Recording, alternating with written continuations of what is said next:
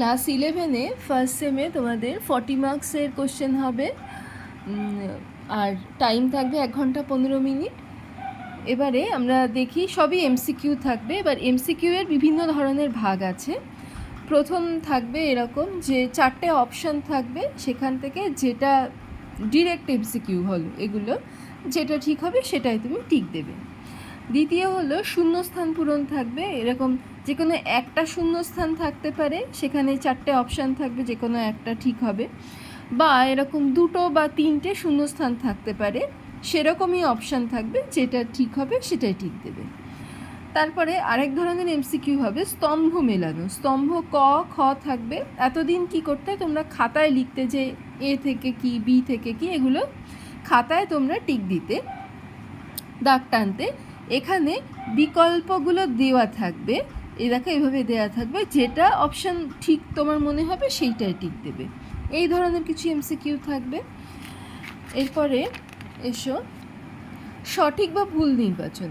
বিবৃতি দেওয়া থাকবে বা বিবৃতি আর কারণ দেওয়া থাকবে। বলা হবে যে এই বিবৃতিটা ঠিক আছে, এই বিবৃতিটা ভুল আছে, বা যে কটা বিবৃতি দেওয়া আছে সব কটা ঠিক বা সব কটা ভুল, এরকম অপশান দেওয়া থাকবে। দেখলেই বুঝতে পারবে, একটু ঠান্ডা মাথায় পড়লেই এগুলো বুঝতে পারবে যে কোনটা ঠিক কোনটা ভুল। যেটা তোমার ঠিক মনে হবে সেটাই ঠিক দেবে। তাছাড়া থাকবে বিবৃতি ও কারণ বিবেচনা। বিবৃতি দেওয়া থাকবে আর কারণ দেওয়া থাকবে। বলা হবে এই বিবৃতিটার সাথে এই কারণটা যায় নাকি এই কারণটা যায় না। যেমন এখানে দেখো, বিবৃতি কারণ দুটোই ঠিক, কিন্তু কারণটি বিবৃতির সঠিক ব্যাখ্যা নয়। বা বিবৃতি কারণ দুটোই ঠিক এবং কারণটি হলো বিবৃতির সঠিক ব্যাখ্যা। বা বিবৃতি ঠিক কারণ ভুল, কারণ ঠিক বিবৃতি ভুল। এই ধরনের 4টে অপশান থাকবে। তোমরা বিবৃতি কারণ দেখে বুঝবে যে কোনটা ঠিক কোনটা ভুল, যেটা ঠিক হবে সেটা টিক দেবে। এছাড়া থাকবে ডায়াগ্রাম ভিত্তিক প্রশ্ন, এরকম ভেন ডায়াগ্রাম থাকতে পারে, বা এরকম ফ্লো চার্ট থাকতে পারে, বা এরকম এই ধরনেরই বেশি দেবে। এগুলো সবই ফ্লো চার্ট বলে, এটাকে বলা হয় ভেন ডায়াগ্রাম। এই ধরনের থাকবে, এখান থেকে অপশান যেটা ঠিক হবে সেটাই ঠিক দেবে। এই ধরনের থাকবে। এছাড়া থাকবে ক্ষেত্রভিত্তিক প্রশ্ন। যেমন ধরো এখানে বলবে যে আমি একটি গ্যাস, আমি এই বায়ু স্তরে এই স্তরে থাকি, আমি এই কাজ করি, বা আমি এই ক্ষতি করি, আমার নাম কি, এই ধরনের হতে পারে। বা এখানে দেখো, এখানে এরকম বলেছে আদিত্য অক্টোবর মাসে পুজোর ছুটিতে নরওয়ে বেড়াতে গেছে, সেখানে আকাশে লাল সবুজ বর্ণের আলোকরশ্মি দেখেছে, তাহলে সেটার নাম হলো মেরুজ্যোতি। সেটা আমরা জানি, সেই মেরুজ্যোতি কোন স্তরে দেখা যায়, এরকম প্রশ্ন থাকবে। এছাড়া থাকবে ঘটনাক্রমে সাজাও।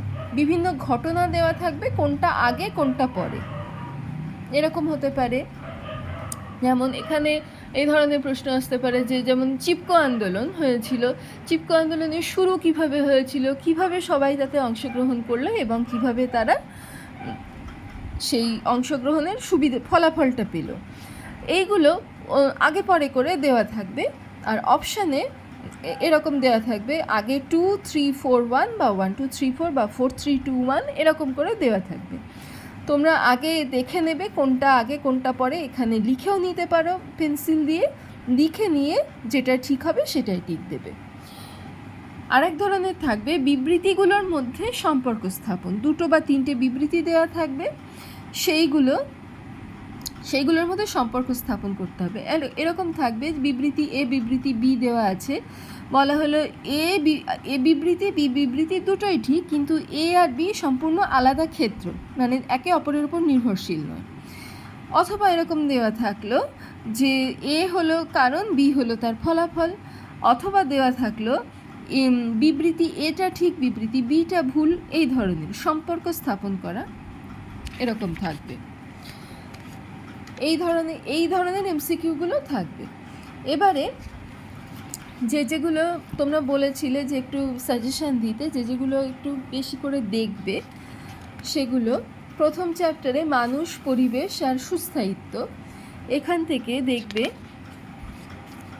পরিবেশের বিভিন্ন উপাদান, জড় উপাদান কী কী, সজীব উপাদান কী কী, পরিবেশের উপাদানের মধ্যে বায়ুমণ্ডল, বাড়িমণ্ডল, জীবমণ্ডল পড়ছে, ফ্লোরা কী, ফনা কী, মাইক্রোবস কী, মৃত্তিকা, যে তোমরা যাদের যাদের ভূগোল আছে এগুলো তো তোমরা জানবে, মৃত্তিকা, পর্বত, মালভূমি, এগুলো সম্পর্কে বেসিক নলেজ তোমাদের আছে, এগুলো আলাদাভাবে তোমাদের আর দেখতে হবে না।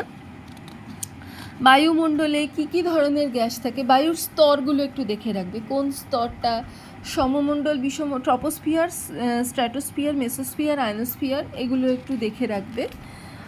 কোন স্তরে কি গ্যাস থাকে, স্পেশালি যে ওজোন স্তরটা, মানে যেখানে ওজোন গ্যাসের ধীরে ধীরে কমে যাচ্ছে, ওজোন হোল তৈরি হচ্ছে, ওজোন হোলটা কিভাবে তৈরি হচ্ছে, কিভাবে greenhouse gas ozone hole তৈরি করতে আর ওজোন হোল তৈরি করছে বেশি করে, এইগুলো একটু দেখে রাখবে।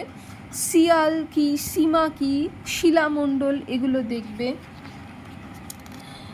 এগুলো তো মানে বললাম, আরেকবারও বলছি, যাদের ভূগোল আছে এগুলো তাদের আলাদা করে আর দেখতে হবে না, বিভিন্ন মাটি, বিভিন্ন এগুলো দেখে রাখবে, এক নজর দেখে রাখবে। তারপরে এই যে জলমণ্ডল বা বায়ুমণ্ডল, জলচক্রটা কী, জলচক্র হলো সমুদ্র বা নদ নদী, সেখান থেকে জল বাষ্পীভবনের মাধ্যমে উপরে ওঠে মেঘ হয়ে ঘনীভূত হয়ে বৃষ্টি আকারে আবার চলে আসে, সেখান থেকে সেই জল আবার বাষ্পমোচনের মাধ্যমে আবার উপরে উঠছে, এটাই হলো জলচক্র। জলচক্রটা দেখে রাখবে কিভাবে হচ্ছে। আচ্ছা, এবারে এসো বাস্তুতন্ত্র।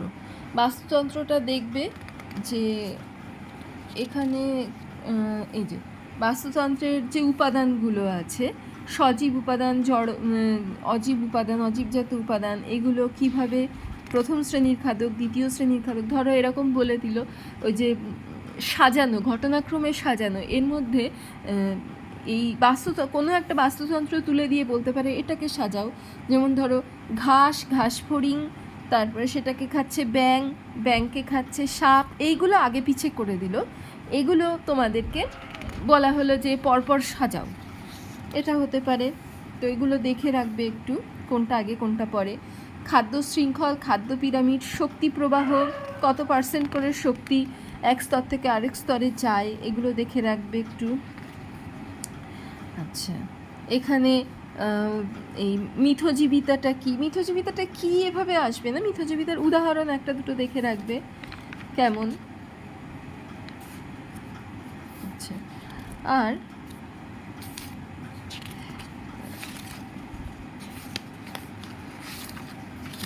এরপরে এসো সবুজ বিপ্লব। সবুজ বিপ্লবটা দেখে রাখবে, সবুজ বিপ্লবটা কিভাবে ভারতে এলো, কার হাত ধরে সবুজ বিপ্লবটা ভারতে ইন্ট্রোডিউস হলো, সবুজ বিপ্লব কীভাবে সেই এটাও ওই ঘটনাক্রমে সাজাতে দিতে পারে বা বিবৃতির মাধ্যমে দিতে পারে যে এটা হলো কারণ, এটা হলো তার ফলাফল, একটু দেখে রাখবে সবুজ বিপ্লবটা। সবুজ বিপ্লবের ধনাত্মক প্রভাব, ঋণাত্মক প্রভাব, সবুজ বিপ্লবটা পুরোই একটু দেখে রাখবে। তারপরে আসো জনসংখ্যার এই যে এগুলো আছে বিভিন্ন আকৃতির পিরামিড, এগুলো থেকে ডায়াগ্রাম ভিত্তিক যে প্রশ্ন সেগুলো আসতে পারে, এটা একটু দেখে রাখবে। প্রস্তরভূমি পিরামিড, ঘণ্টাকৃতি পিরামিড, কলসাকৃতি পিরামিড, এগুলো দেখে রাখবে। বা এস আকৃতির বৃদ্ধিরূপ, যে আকৃতির বৃদ্ধিরূপ, এইগুলো দেখে রাখবে একটু, যে এই বৃদ্ধিরূপ তুলে দিয়ে প্রশ্ন আসতে পারে ডায়াগ্রাম থেকে।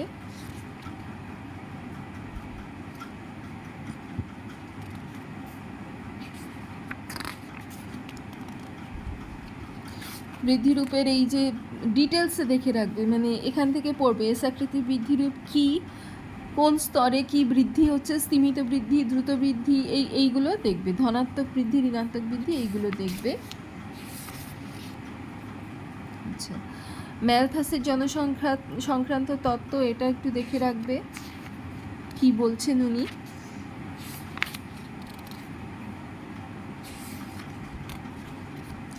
আর বারবার করে সুস্থায়িত্বটা নতুন ইন্ট্রোডিউস হয়েছে, সুস্থায়িত্বটা কি সেটা সম্পর্কে একটা ধারণা রাখবে।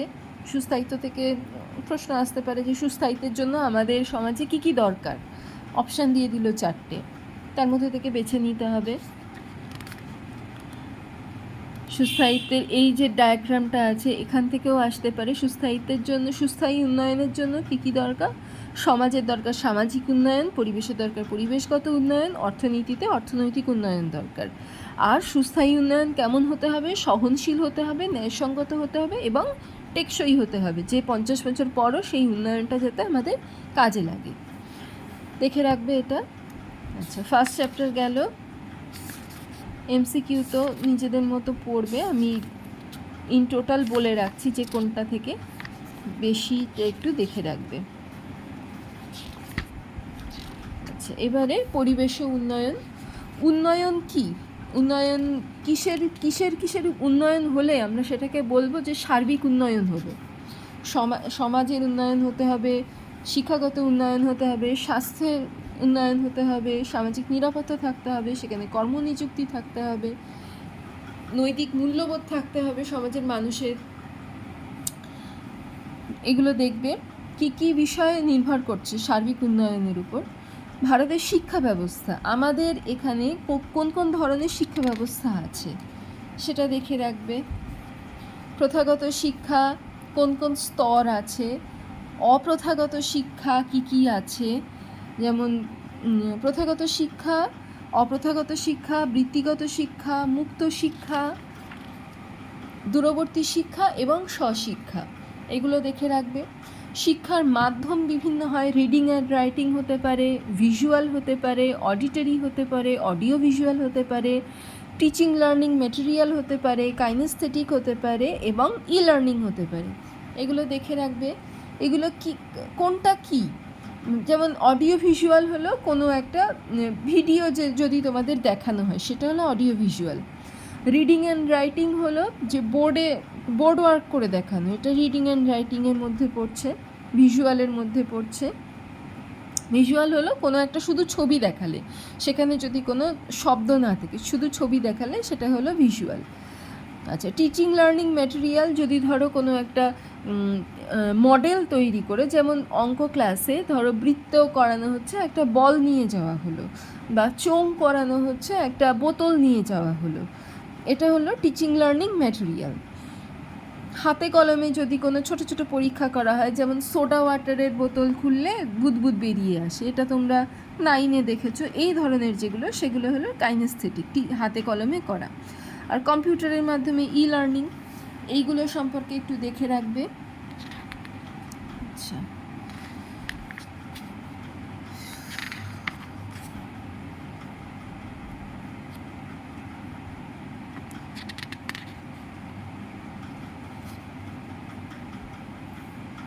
স্বাস্থ্য, শিক্ষা সম্পর্কে বললাম। স্বাস্থ্যটা দেখে রাখবে যে স্বাস্থ্য কত ধরনের হয়, দৈহিক স্বাস্থ্য, মানসিক স্বাস্থ্য, সামাজিক স্বাস্থ্য, আধ্যাত্মিক স্বাস্থ্য।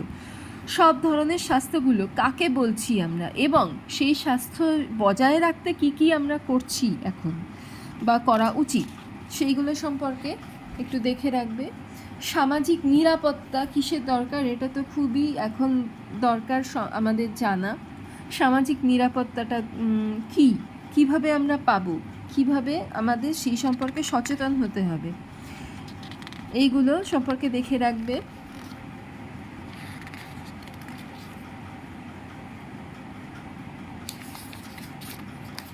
আচ্ছা, এবারে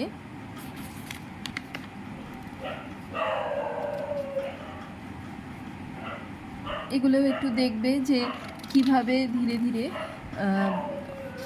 পরিবেশের যে প্রাকৃতিক সম্পদগুলো আছে এগুলো নষ্ট হচ্ছে, সম্পদ নিঃশেষকরণ হয়ে যাচ্ছে।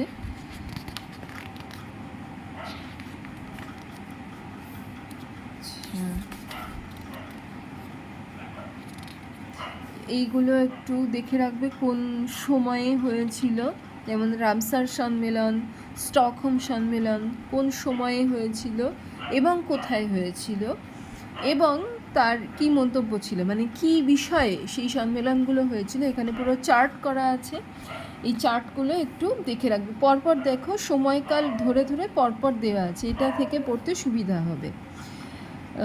যেমন 1951, 1971, 72, তারপরে মন্ট্রিল প্রোটোকল, এটাও ইম্পর্টেন্ট, কী নিয়ে কী জন্য হয়েছিল সেটা, কোথায় হয়েছিল, এগুলো দেখবে। একদম ডেট ধরে ধরে দেওয়া আছে, এগুলো দেখবে।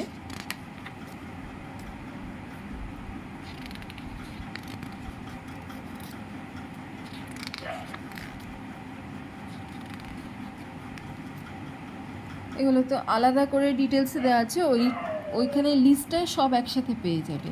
মন্ট্রিল প্রোটোকলের উদ্দেশ্য কী ছিল সবগুলো ওই লিস্টে সব একসাথে দেওয়া আছে। লিস্টটা দেখলে মোটামুটি একটা ওভারঅল আইডিয়া হবে, ওটা দেখে রাখবে। আর যেগুলো আন্দোলন হয়েছিল, যে চিপকো আন্দোলন বা ইকো ক্লাবটা দেখে রাখবে, যে এখন আমরা কি কি শিক্ষার মাধ্যমে জনসচেতনতা তৈরি করার জন্য আমরা কি কি করছি সেটা দেখবে। আর যে আন্দোলনগুলো হয়েছিল, চিপকো আন্দোলন, সাইলেন্ট ভ্যালি আন্দোলন, অ্যাপিক্কো আন্দোলন, দাসলি গ্রামের যে আন্দোলনটা হয়েছিল, নর্মদা বাঁচাও আন্দোলন, কে কে জড়িত ছিলেন, মানে মেন কে এগিয়ে এসেছিলেন, তার প্রেক্ষাপট কী ছিল আন্দোলনের, এবং তার থেকে আমরা কি কি পেয়েছি উপকার হিসাবে, এইগুলো একটু দেখে রাখবেন।